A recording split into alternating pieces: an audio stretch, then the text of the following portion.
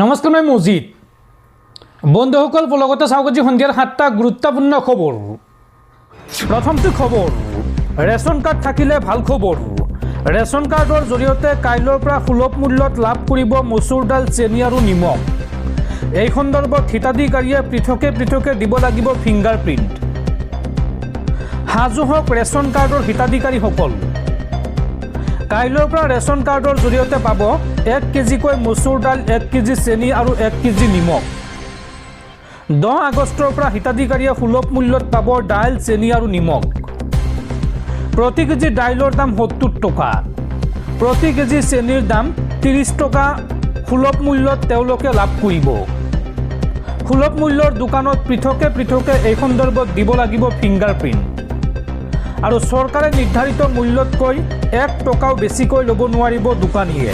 অৰ্থাৎ চৰকাৰে যি মূল্য নিৰ্ধাৰণ কৰি দিছে তাতকৈ 1 টকাও বেছিকৈ ল'ব নোৱাৰিব সুলভ মূল্যৰ দোকানীয়ে। পৰৱৰ্তী খবৰ, দেশৰ জনতাই কষ্ট কৰে কিন্তু ইয়াৰ ফল লাভ কৰে আদানী, বিজেপি আৰু RSSে। চৰকাৰৰ বিৰুদ্ধে পুনৰ গৰজি উঠিল কংগ্ৰেছ নেতা ৰাহুল গান্ধী। উত্তৰ প্ৰদেশত এইবাৰ উদাত্ত ভাষণ কংগ্ৰেছ নেতা ৰাহুল গান্ধীৰ। ছাত্ৰ ছাত্ৰীক সাক্ষাৎ কৰি গৰজি উঠিল কংগ্ৰেছী সাংসদ ৰাহুল গান্ধী। ৰাহুল গান্ধীয়ে এই সন্দৰ্ভত কয় যে দেশৰ জনতাই কষ্ট কৰে কিন্তু ফল পায় আদানী, বিজেপি আৰু RSSে। বিজেপিৰ শাসনকালত আদানীৰ উপাৰ্জন 30% বৃদ্ধি পাইছে। পূৰ্বে বিজেপিৰ বেংক একাউণ্টত আছিল 150 কোটি টকা।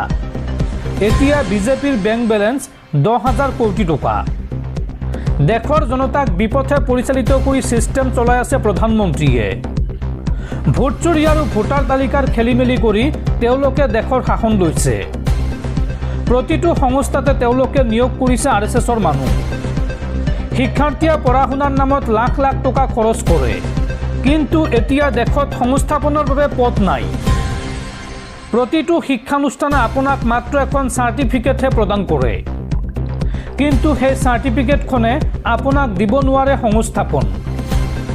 1000 শিক্ষাৰ্থীৰ মাজত মাত্ৰ 12 জনেহে সংস্থাপন লাভ কৰে। উত্তৰ প্ৰদেশত এইদৰে উদাত্ত ভাষণ কংগ্ৰেছ নেতা ৰাহুল গান্ধীৰ।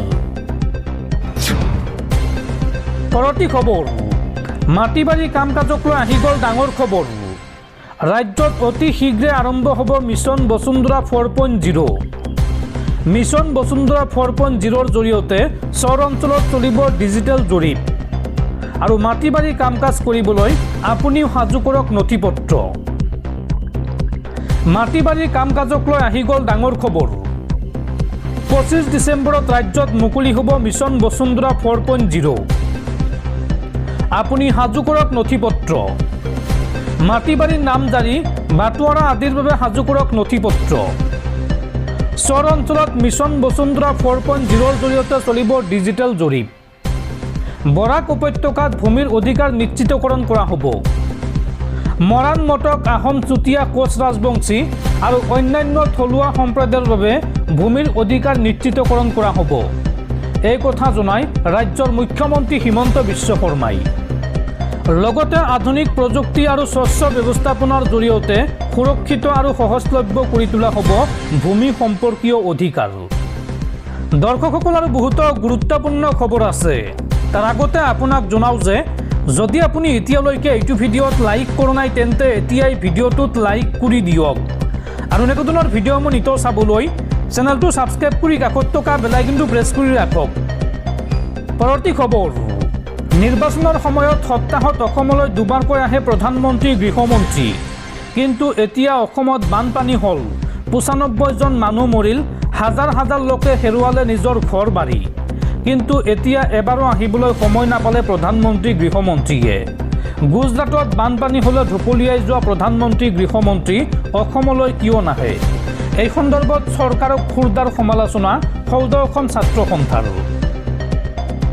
95 জন মানুহ বানত উঠি যোৱাৰ পিছতো খবৰ নাই প্ৰধানমন্ত্ৰীৰ।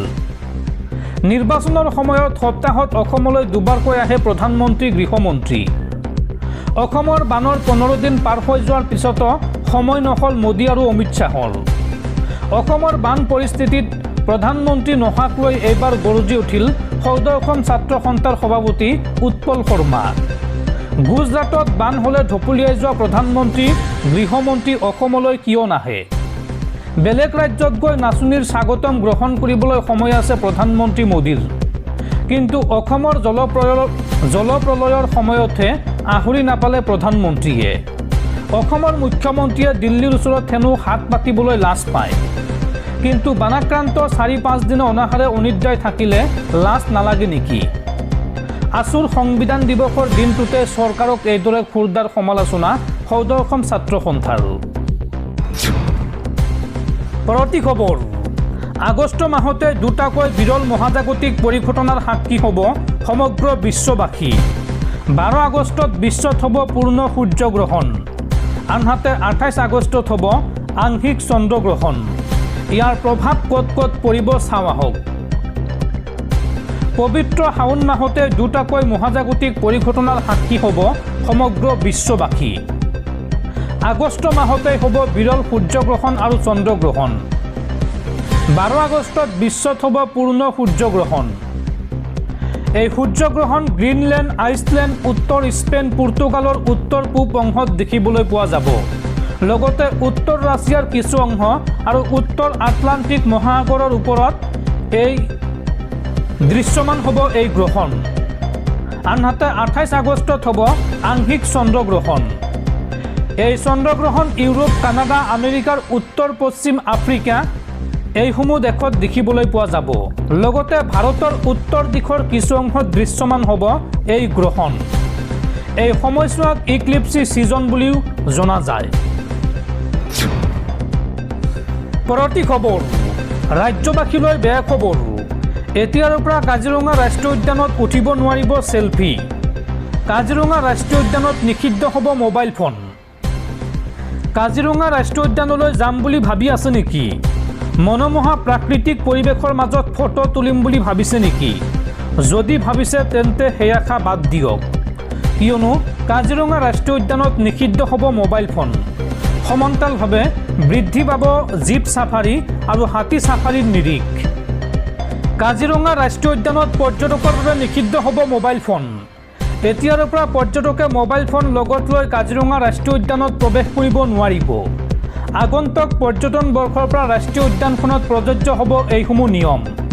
8 আগষ্ট শনিবাৰে কাজিৰঙাত 4গৰাকী কেবিনেট মন্ত্ৰী ক্ৰমে জয়ন্ত মল্ল বৰুৱা, কেশৱ মহন্ত, অজন্তা নেওগ, মন্ত্ৰী অতুল বৰা আৰু সাংসদ কামাখ্যা প্ৰসাদ তাছাৰ উপস্থিতিত হোৱা পৰ্যালোচনা সভাৰ অন্তত এই ঘোষণা কৰে বন মন্ত্ৰী জয়ন্ত মল্ল বৰুৱাই। কাজিৰঙাৰ পৰ্যটন ব্যৱসায় অংশীদাৰ আৰু বন বিভাগৰ উচ্চপদস্থ বিষয়াৰ লগত হোৱা পৰ্যালোচনাত গ্ৰহণ কৰা সিদ্ধান্তসমূহ ঘোষণা কৰি বন মন্ত্ৰীগৰাকীয়ে কয় যে 2025 চনত সৰ্বোচ্চ ন্যায়ালয়ে জাৰি কৰা নিৰ্দেশনা অনুসৰি ৰাষ্ট্ৰীয় উদ্যানখনত পৰ্যটকে মোবাইল ফোন লৈ প্ৰৱেশ কৰিব নোৱাৰিব। আন এক সিদ্ধান্ত অনুসৰি পৰ্যটকে হাতী ছাফাৰী আৰু জীপ ছাফাৰীৰ বাবে আগতীয়াকৈ অনলাইন বুকিং কৰিব লাগিব। তদুপৰি বৃদ্ধি পাব ছাফাৰীৰ নিৰিখ। বিগত প্ৰায় 12 বছৰৰ পাছত নিৰিখ বৃদ্ধিৰ সিদ্ধান্ত গ্ৰহণ কৰে বন বিভাগে। কাজিৰঙা ৰাষ্ট্ৰীয় উদ্যানৰ 4টা বনাঞ্চলৰ ভিতৰত কহৰা আৰু বাগৰি বনাঞ্চলত তুলনামূলকভাৱে পৰ্যটকৰ ভিৰ বেছি, যিটো ৰাষ্ট্ৰীয় উদ্যানখনৰ পৰিৱেশ তন্ত্ৰৰ বাবে প্ৰতিকূল। গতিকে 4টা বনাঞ্চলতে যাতে পৰ্যটকৰ সমবিতৰণ কৰিব পাৰি তাৰ বাবে নিয়ন্ত্ৰণ ব্যৱস্থা কৰা হ'ব আগন্তুক পৰ্যটন বৰ্ষত। সংবাদমেলত এই ঘোষণা কৰে বন মন্ত্ৰী জয়ন্ত মল্ল বৰুৱাই। পৰৱৰ্তী খবৰ, আজিৰে পৰা উজনি অসমত বানত ক্ষতিগ্ৰস্তৰ চলিব জৰীপ। ঘৰ সম্পূৰ্ণৰূপে ভাঙিলে পাব 1,20,000 টকা। সাংঘাতিকভাৱে ক্ষতিগ্ৰস্তই পাব 1,20,000 টকাকৈ। বানত গৰু উঠি গ'লে পাব 37,500 টকাকৈ। তাঁতশাল নষ্ট হোৱাসকলে পাব 5,000 টকাকৈ। এটা গাহৰি ছাগলীৰ বাবে 4,000 টকাকৈ ক্ষতিপূৰণ পাব। 100টালৈকে হাঁহ কুকুৰাৰ বাবে দিয়া হ'ব ক্ষতিপূৰণ। কম ক্ষতি হ'লেও এটা পৰিয়ালে লাভ কৰিব 1,78,000 টকা আৰু সৰ্বাধিক 3,50,000 টকাতকৈও অধিক পাব ক্ষতিপূৰণ।